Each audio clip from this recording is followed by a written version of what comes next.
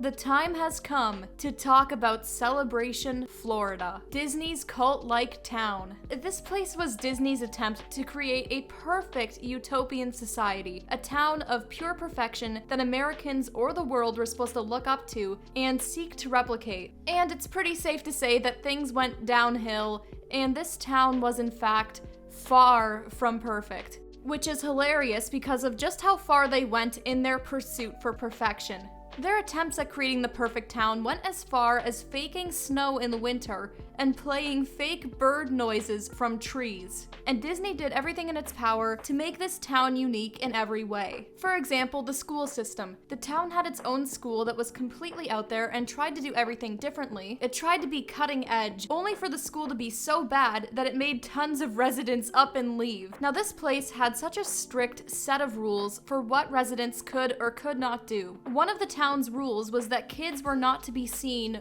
walking to school. So, I mean, I definitely think that might have deterred some people. In the regulations book from 2011, it says your pet could be removed by the Homeowners Association for simply being deemed annoying. Not just harmful, but annoying.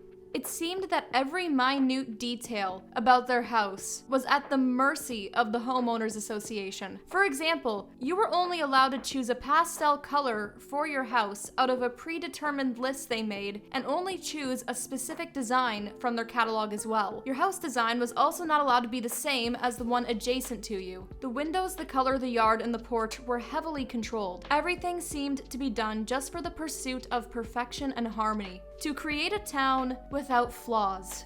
But I mean, we're here right now, you're watching this video, clearly this didn't work. No, this didn't work out how they planned. This perfect little perfection bubble went terribly, deeply wrong, and things got dark. Yet, chances are you probably haven't heard of this place, or if you have, you probably don't know the full story around it, because for some reason or another, discussion around this town is scarce. Aside from a few articles and YouTube videos, it seems that its relevancy has just been drowned out. It's been sort of forgotten. But Celebration is by far one of Disney's biggest failures. By far one of the most off-putting things they've created that definitely did not turn out how they thought it would. And in this video, we're just going to be fully talking about what this place is and how it seems Disney may be getting ready to repeat this mistake in the near future.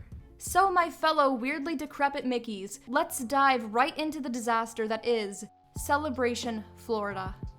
Back in 1994, Disney announced their plan for this hugely innovative new community they were working on. And this got a lot of interest from Disney-loving adults at the time. Construction began on the community in 1994, and the first people moved in 1996. And right away when people moved in, they noticed some serious issues with the houses. Disney didn't build the houses themselves, instead they outsourced it to contractors. Because of the serious time crunch with the development of these houses, this affected the quality greatly. There were a whole lot of leaky roofs. Lots of people wanted repairs, and they were not happy about this. So already, they wanted this perfect town where the exterior of each home was carefully crafted, yet the actual quality of the houses were very questionable. Alright, let's get into the rules and regulations that the citizens of Celebration had to abide by. When they moved into this town, they pretty much surrendered complete control and authority to the Homeowners Association there. And it is a very strict one. Like, in its early days, particularly, Celebration, Florida was on another level. Sources state that one of the rules they had to follow in the early days was that they had to hide a Mickey somewhere on their property. Like in their house or just somewhere. Hidden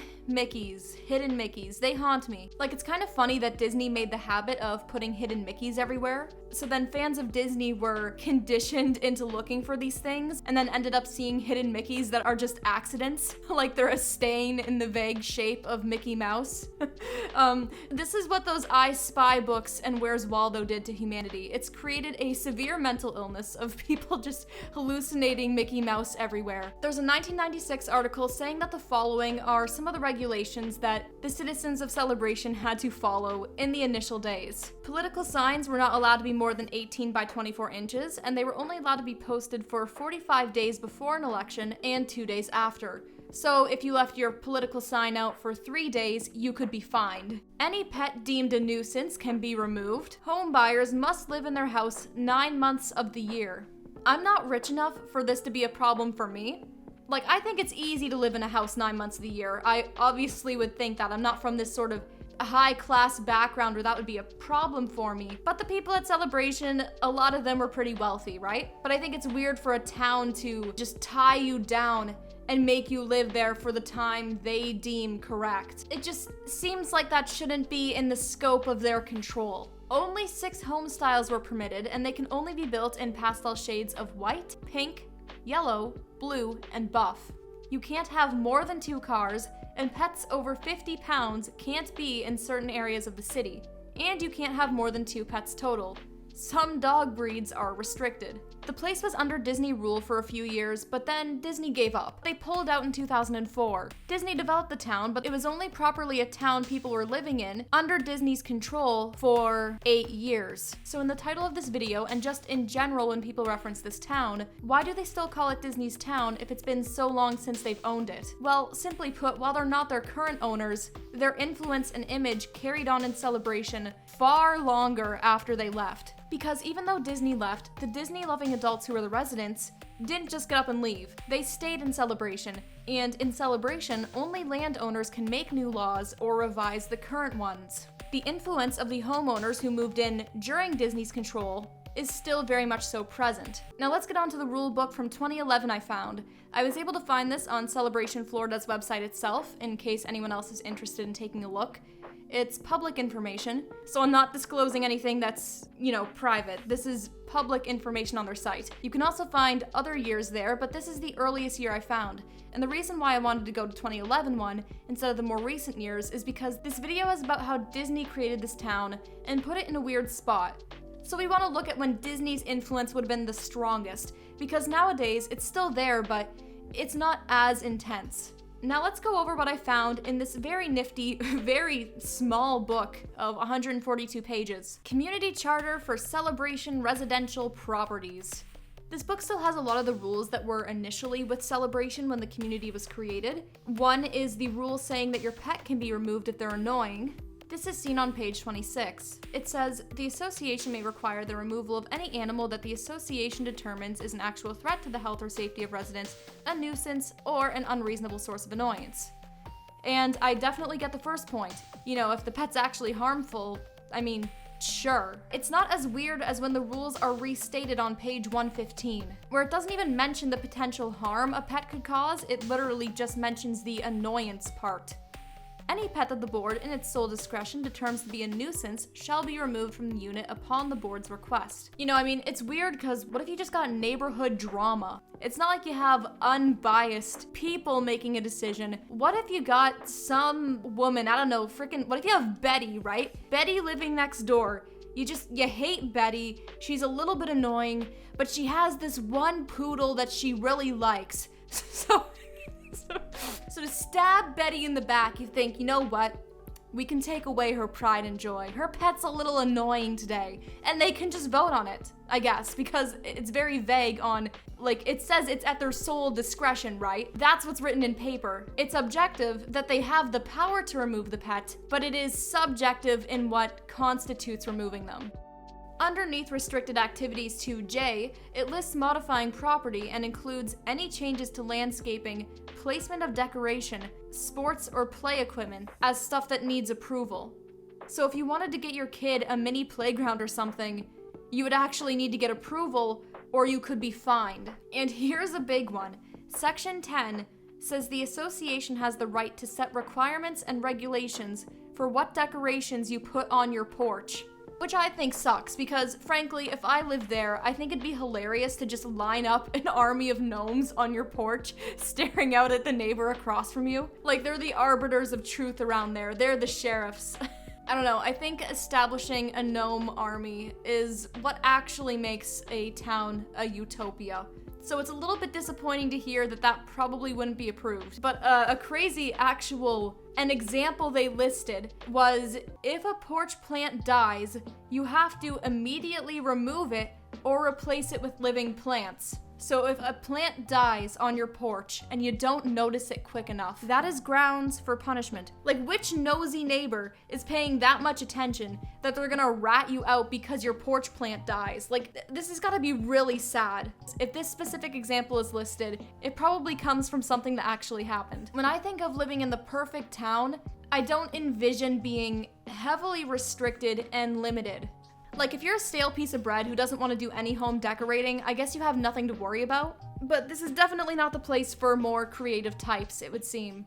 Now, in addition to these absolutely bizarre rules that people had to follow, a decent amount of the town's ambience was completely synthetic, fake, Truman Show-like. Hidden speakers in trees would play music sometimes, giving the town its own sort of soundtrack. And this music would be labeled as Muzak, which is the elevator kind of store lobby music. Which, I mean, whatever, you do you. I guess Animal Crossing towns have a soundtrack, but I mean, I don't know about real life. I don't know. But some of the other trees were especially off-putting. They would just endlessly play a bird song, the sounds of birds chirping away in the trees. But there's no birds, it's just a speaker. A speaker was trying to give the illusion of the town having more nature and birds when they were just not there. I mean, obviously, I'm sure real birds are in the town, but it's weird that, you know, you're even faking some of them. What's the appeal of living somewhere just so deeply fake that they are faking birds? You know, I think the beauty of bird songs and hearing animals in nature in general is that you know that's a life you're hearing. A creature that's a completely different species from you, just living its life. It's not controlled, it's not regulated, it's random, it's natural. In this world where we have systems in place for everything, and our lives are so methodical, it's special when you hear animals communicating with each other without a care, unaware of our systems and rules. It's free, it's different. It's special because it's not so easily controlled. You don't know when you're gonna hear it next. You don't know what it's gonna do next. It just sort of makes you feel present. At least that's how I see it. I mean, I've never once really consciously thought about why I like real animals in nature, but I mean, for this video I did, and that's sort of the best way I could put the feeling into words. And with the town of Celebration, instead of having that spirit of life, there's speakers in the tree, on an audio loop, completely controlled, part of the human structure. In addition to the weird tree speakers, apparently leaves were imported into the town of Celebration during autumn months and then deliberately placed on the ground in a sort of decorative way to replicate the autumn look of fallen leaves. So, you know, now you're altering the appearance of Earth's natural seasonal cycle to try to better align with our standards and expectancies of what it should look like. It's no wonder that so many residents have voiced about just how detached they felt from society, how living there is like a bubble. In the winter season, they use a lot of snope. Snope is the term for Disney's fake snow that's, well, it's soap that rains down in the winter season. It's really like the town was just kind of playing God. Now, this bizarre experimental town wouldn't be complete without a bizarre, incredibly experimental school. The school at Celebration was weird, plain and simple. Disney wanted to create a world-class institution for the students at Celebration.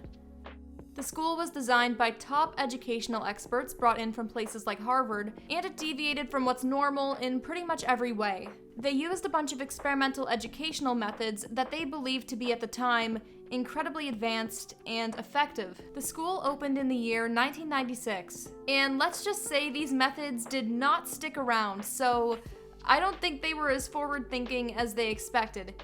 In fact, this school was the opposite of effective. It was a waste of everyone's time. Parents were pretty much quitting on the place and taking their kids out of school en masse. So what exactly did this school end up doing that was so weird? In a well-written 1999 New York Times article, it pretty much says everything. And the best thing about this article is that since it's from '99, it's written right in the midst of everybody wanting to get out of here. Well, the school went from K to 12, and each class was made up of up to 100 students from different grades. Like, 100 students per class mixed from different grades. They also had a very eccentric grading system. Initially, the school didn't do traditional grading at all. It provided personalized assessments based on each student's strengths and struggles. Standardized tests were replaced with projects designed by the students themselves, and computers took the place of textbooks. Now see, I think there's definitely some criticism to be made with standardized testing.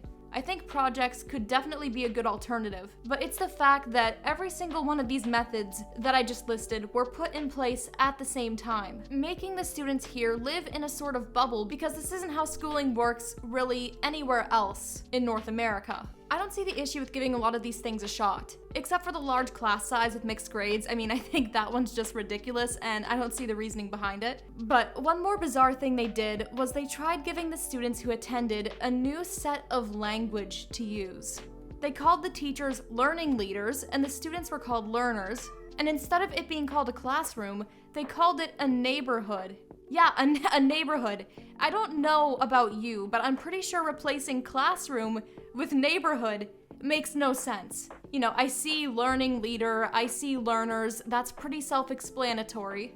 But calling a classroom a neighborhood, it doesn't really make much sense. Giving the students this entirely different school structure and different language they had to use when referring to dynamics in the classroom really pulled them out of mainstream societal culture and just made the Disney celebration bubble worse. So in 1999, 3 years after the school opened, tons of parents were lined up at the school's office pulling their kids out because it was just too weird and the kids weren't doing well. Now, with the original goal of Celebration to be a model town for Americans to look up to, the plan was for there to be a diverse group of residents who could all sort of bring their own experience and insight to the community. A group of people from different backgrounds and different class. A good urban planning concept they wanted to enforce was the concept of mixing economic class all in one area. So you'd have people from lower income backgrounds in smaller housing living amidst higher income families in larger housing. This mixture creates an environment where you don't have one super poor area of town or one overly wealthy one. It's better socially to not have this huge physical divider between class in a community, and to have everyone living among each other. Disney wanted to build some cheaper houses in Celebration for low-income families to live in. This goal failed really hard for Disney. I cannot express just how much they messed this up. The population of Celebration ended up becoming one where pretty much only rich people ended up living. This was because the entry-level house prices, the lowest housing prices, were 20% above the US national average at that time. The cheap houses did not look so cheap, so thus low-income families couldn't do it. The rich could though, and they wanted to, so they did, and thus class diversity failed. But it's not just that. That's not the only area of diversity they fumbled. There's more. The citizens of Celebration ended up living in a mostly white bubble. An article from 2001 published by the New York Times said that out of 1,093 houses, 12 had black homeowners. Yeah, 1,093 houses, but 12 had black homeowners. I don't have the statistics for the other minority groups, but from this one alone, that appears to be deeply flawed, I'll put it that way. Just the fact that they went in with the goal of diversity and this happened is just crazy, especially after they wanted to make this the model American town, and then it ended up with this demographic. It looks bad. And this article also continues on with revealing that a black antique store worker in Celebration said, "I feel they left out diversity, and I feel they did it on purpose. They are not comfortable with us, and I am not comfortable with them." Which implies that there may have been some hostility in the air from the residents towards other groups. At the very least, people have felt that way. And this situation's really just terrible. Now, we've talked about some social tensions and very weird things about this place. It's time to talk about when this town really took a dark turn. The town took a real dark turn come 2010. It's very odd for something like this to happen in such a small town. One night, a 58-year-old former teacher at the school in Celebration perished. Well, he was axed by a former student. And the reason why the 30-year-old did what he did was he flew into rage over actions that this teacher had done to him. Lots of students came forth saying that their experience with this teacher was twisted. The site I'm currently posting this on would not like me going into the details, but yeah, he had impacted a lot of students. So in addition to the event that happened this night, this teacher, based on the testimonies of many people, left a stain on this town. Turn your attention to scanning for annoying pets to kick out and dead plants on porches, but don't pay attention to the teachers at your school. What awful priorities. While this story was in 2010, just last year, April 2022, a man living in Celebration, Florida, took out his entire family. And his reasoning was he wanted to prepare for the apocalypse. He wanted to prepare for the apocalypse, so his family is no longer here. Now, what is the state of Celebration today? There's still that over-the-top maintenance and upkeep of the place that makes it look unnaturally perfect. They still do the Snope at winter. It's still a pretty rich town, but it has diversified more since its initial days. Now when you go there, it's not like an overwhelming majority of the residents are Disney fans. A lot of them, sure, but it's not an overwhelming majority. It still does appear to be a bit of a bubble separate from society, but less so of the one it was years ago.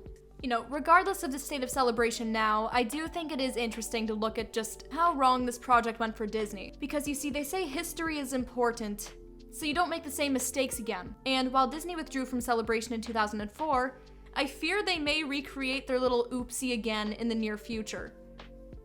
See, Disney isn't done with community building. Recently, they set their sights on creating communities known as story living, already equating it to living in fantasy, living in a story, in which these communities will have fantastical elements and strive to look utopian and harmonious. This concept art has an attempt of plants that don't even look like Earth plants. So you know, it's already more of an artificial sort of environment, far from the ones you'd see anywhere else on Earth. It may lead to people feeling like they're living in the bubble again, detached from reality. It looks like a reboot of Celebration in that regard. Now, I understand not all the details about the plans for these communities are out yet, and this is all really early in development, so we don't know how strict housing rules are going to be. We don't know if they're going to have an experimental school or what sort of concepts are going to be in the city, but I am going to guess that they'll probably have the synthetic nature elements in this one, just based on the community concept art.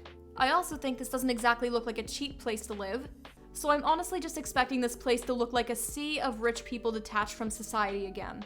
But who knows how it'll all end. They're just gonna try this and we'll have to see. If they can give you the complimentary Ka-Chow mobile as part of your home purchase, if they got Miss Incredible sitting behind the resident services desk, then I'll maybe be a bit more optimistic about this project. But I don't know, it's a tall order. But yeah, this has been our deep look into Disney's community of Celebration. Nothing Disney should be celebrating about this one. If you like this video, feel free to leave a like or stick around on the channel for a while. I also got social media, a second channel, and some merch. Currently, I'm also thinking of opening up channel memberships in the near future since a lot of you have been asking for another way to support me. But before I do, I'm just leaving this up in the air because, you know, I'm really open to suggestions and just seeing what you guys want. What sort of things you'd like me to do. But yeah, that's pretty much all I have to say for right now. Thank you all for watching, and have a great rest of your day.